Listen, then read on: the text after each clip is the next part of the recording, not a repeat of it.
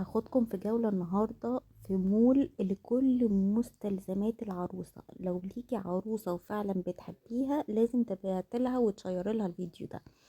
المول ده يا جماعة 3 أدوار، عارفين تعبير من الإبرة للصاروخ؟ هتلاقوا هناك من الإبرة للصاروخ بدون مبالغة.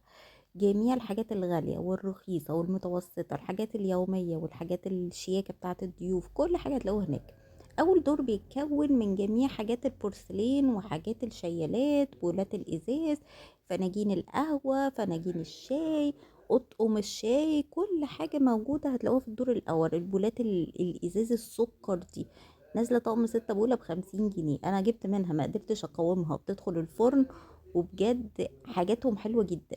من جوه كده في نفس الدور هتلاقوا فيه كل حاجات المعالق بتاعة الطبخ. شفتوا المعالق كيوت الخشب دي؟ مش تشوفوا ترابيزة الخصومات اللي بتبقى موجودة في النص؟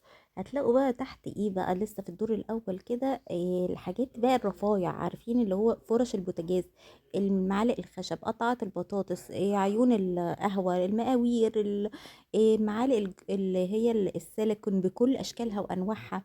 انا بجد من كبر المحل انا مش لاحقه اصور، يعني هو الرفوف دي لغايه فوق. السكوب بتاعت الايس كريم، قطعات البيض، مكابس البرجر، كل ده باسعار حلوه. الارديفات، الارديف الخشب اللي نازل ترندي جديد بكل اشكاله وانواعه.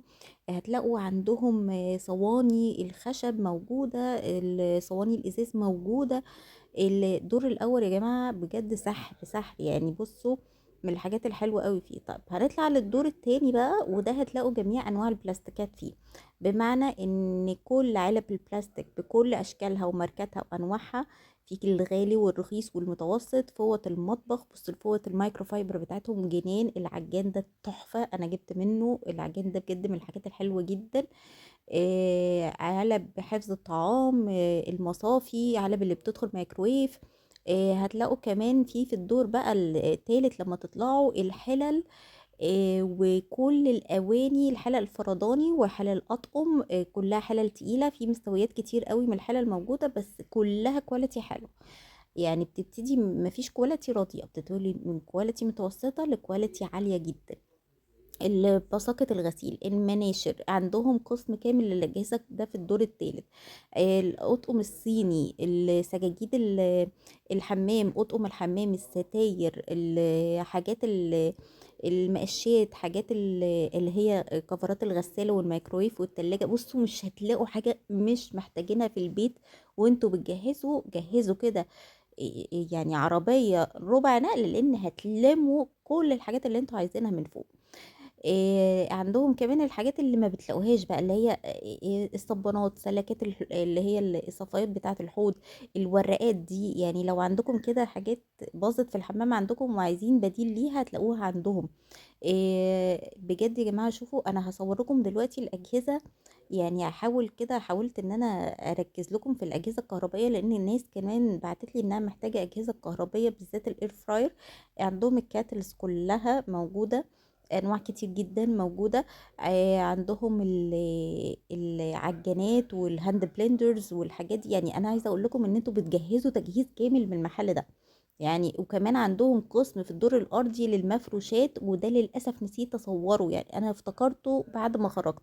يعني هتنزلوا، هو دور 3 ادوار فوق بعض، وفي دور يعني تحت الارض كده للمفروشات. فانتوا انسوا كعروسه ان انتي مش هتخرجي من المول ده مش جايبه منه الحاجات بتاعتك.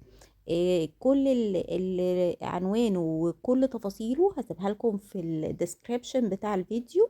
لو عجبكم الفيديو بجد شيروه لاصحابكم، شيروه لاي حد انتوا حاسين ان ما هيفيدوا الفيديو ده في حاجه. اعملوا لايك واعملوا كومنت لطيفه تشجع بيه، اعملوا شير واعملوا سبسكرايب لو بتابعوني من الفيسبوك من اليوتيوب، وفولو لو بتابعوني من الفيسبوك، عشان هوديكم جولات تانية تكونوا معايا فيها. وبس كده، يا رب يكون الفيديو افادكم. عايزه اقول لكم ان الاير فرايرز دي موجوده عندهم كذا نوع وكذا شكل. تمام، من الناس اللي بتسالني بصوا حتى المشتركات عندهم. فبجد مكان اكتشاف واختراع لكل عروسه وكل حد بيجهز في البيت. اشوفكم في جوله تانية، باي باي.